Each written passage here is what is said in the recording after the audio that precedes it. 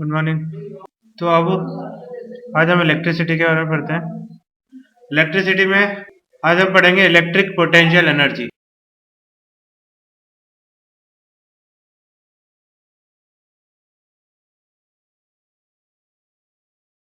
Electric potential energy क्या होती है और कितनी होती है? तो अगर मैं सपोज यहाँ पर कैपिटल क्यू चार्ज रखूं तो इसके चारों तरफ इसका एक इलेक्ट्रिक फील्ड होगा। सपोज मैं स्मॉल क्यू चार्ज को इसके पास में लाता हूं, तो जब स्मॉल क्यू चार्ज को इसके पास लाऊंगा तो ये इसको धक्का मारेगा, यानी आपको पास लाने के लिए इस रिपल्सिव फोर्स के अगेंस्ट वर्क करना पड़ेगा। और अगर आपको वर्क करना पड़ रहा है तो आपकी एनर्जी खर्च हो रही है, और आपकी एनर्जी खत्म होगी तो वो इस सिस्टम में स्टोर हो जाएगी, क्योंकि इलेक्ट्रोस्टैटिक फोर्स कंजर्वेटिव फोर्स होता है। तो कंजर्वेटिव फोर्स के अगेंस्ट अगर कोई वर्क करते हैं तो वो सिस्टम के अंदर स्टोर हो जाता है in the form of potential energy. अब बात आती है कि ये पोटेंशियल एनर्जी कितनी होगी। तो इसकी पोटेंशियल एनर्जी होती है अपने पास U equal to K capital Q small Q upon R. ये पोटेंशियल एनर्जी, यानी इतना वर्क स्मॉल क्यू चार्ज को लाने में करना पड़ेगा। यही मैं एक और चीज बता दूं आपको, अगर स्मॉल क्यू चार्ज को लाते हैं तो जो वर्क करना पड़ता है वो पोटेंशियल एनर्जी होगा, ठीक है। और अगर 1 कूलम चार्ज को लाते हैं तो जो वर्क करना पड़ेगा दैट विल बी पोटेंशियल। तो पोटेंशियल हो जाएगा U upon Q, that is K Q upon R. ये अपने पास इलेक्ट्रिक पोटेंशियल का फॉर्मूला हो जाएगा। इससे potential energy Q into V भी आता है। ये पोटेंशियल एनर्जी आपका वर्क डन भी है, इसलिए W equal to Q into V भी लिखा होता है। ये फॉर्मूलाज हमारे बहुत काम आते हैं। W equal to Q V, W equal to Q, U equal to Q V, ये सारे फॉर्मूलाज अपने लिए बहुत काम के हैं। इसके अलावा अगर हम कुछ और टर्म्स की बात करें तो एक और चीज होती है सुपर कंडक्टर। सुपर कंडक्टर क्या होता है? सुपर कंडक्टर कंडक्टर की एक ऐसी स्टेट है जहां पर रेजिस्टेंस जीरो हो जाता है। इस कंडीशन को हम सुपर कंडक्टर बोलते हैं। Super conductor strong magnets, electromagnets वगैरह बनाने में काम में आते हैं। बहुत कम टेम्परेचर पे होता है, इसलिए सुपर कंडक्टिविटी अचीव करना कॉस्टली होता है। इसके अलावा जो सुपर कंप्यूटर्स की वर्किंग होती है, इसमें भी सुपर कंडक्टर्स का यूज किया जाता है हाई स्पीड कंप्यूटर्स के लिए। Next is cell. सेल एक डिवाइस है जो केमिकल एनर्जी को इलेक्ट्रिकल एनर्जी में कन्वर्ट करता है।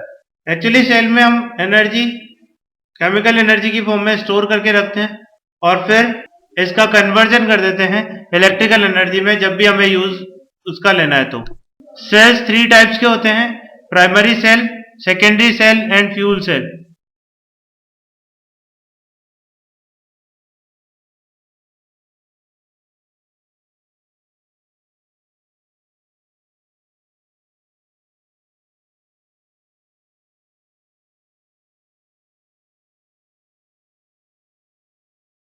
प्राइमरी सेल वो होंगे जिन्हें दोबारा से चार्ज नहीं किया जा सकता, मतलब रिचार्ज नहीं किया जा सकता।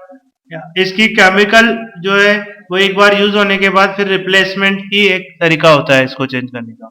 एग्जाम्पल है Daniell cell, Leclanche cell, dry cell etcetera. दूसरे आते हैं सेकेंडरी सेल। सेकेंडरी सेल जो है वो वापस से रिचार्ज कर सकते हैं सेकेंडरी सेल्स को हम। इसमें रिएक्शंस होती हैं जो केमिकल रिएक्शंस, जब आप रिचार्जिंग करते हैं तो वापस से पॉजिटिव नेगेटिव आयंस बन जाते हैं, और वो पॉजिटिव नेगेटिव आयंस इलेक्ट्रोड्स पे जाके जमा हो जाते हैं।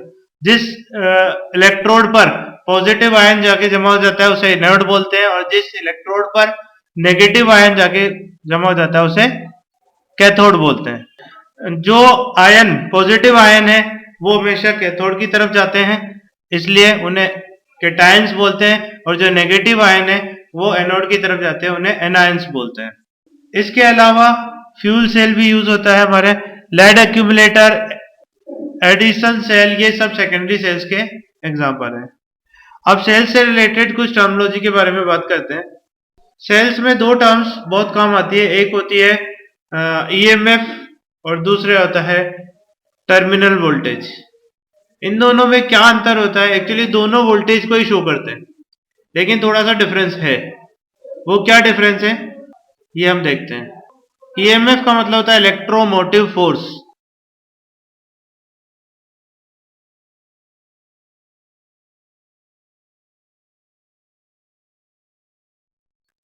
अब ईएमएफ और टर्मिनल वोल्टेज में क्या डिफरेंस होता है? सपोज हमने एक सेल बनाया, कोई कंटेनर है, उसके अंदर दो इलेक्ट्रोड्स रखे हुए हैं, दो प्लेट्स है, मेटेलिक प्लेट्स, और लिक्विड एक्वा सॉल्यूशन भरा हुआ है। इस कंडीशन में जब हम इसे चार्ज करते हैं तो यहाँ पर केमिकल रिएक्शन होती है। केमिकल रिएक्शन की वजह से एक इलेक्ट्रोड पर पॉजिटिव आयन कलेक्ट हो जाते हैं और एक पर नेगेटिव आयन कलेक्ट हो जाते हैं। जिस पर पॉजिटिव कलेक्ट हो गया एनोड हो गया, ये कैथोड हो गया नेगेटिव वाला। इस कंडीशन में इन दोनों टर्मिनल्स के बीच में जो पोटेंशियल डिफरेंस होगा वो ईएमएफ कहलाएगा। इस कंडीशन में कोई करंट पास नहीं हो रही है, हमने चार्जिंग कर दिया पूरा और अब आइडियल पड़ा हुआ है। आइडियल पड़ा हुआ है तो जो पोटेंशियल डिफरेंस इन दोनों टर्मिनल्स का बीच में होगा वो ईएमएफ होगा।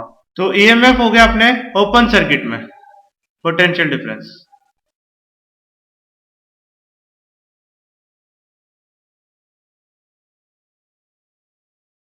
इसके अलावा दूसरी टर्म है टर्मिनल वोल्टेज। तो टर्मिनल वोल्टेज क्या होता है? सपोज यहां पर मैं इन दोनों टर्मिनल्स को किसी एक्सटर्नल सोर्स से जोड़ देता हूं, कोई लोड रेजिस्टेंस लगा दिया या कुछ भी, तो उस केस में सर्किट क्लोज हो जाएगा और जैसे ही सर्किट क्लोज होगा तो इलेक्ट्रॉन्स का फ्लो इस तरह से चालू हो जाएगा। जब इलेक्ट्रॉन्स का फ्लो चालू हो जाएगा तो इलेक्ट्रॉन्स का फ्लो होगा तो यहां भी आयंस इधर से इधर मूवमेंट करेंगे।